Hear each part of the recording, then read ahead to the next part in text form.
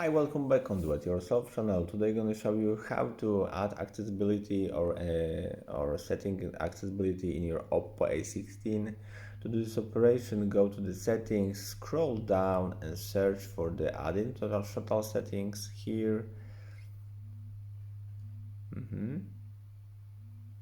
And there will be option accessibility here.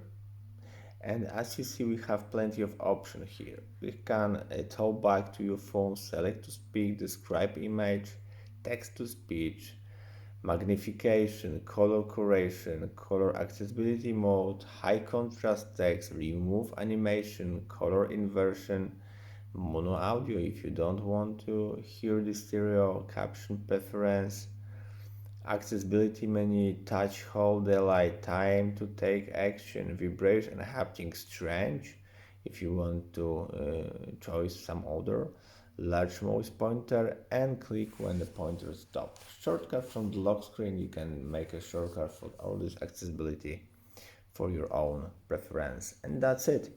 I hope the video is helpful for you. If yes, you can leave like, leave comment and leave subscribe, and see you by next video. Hey!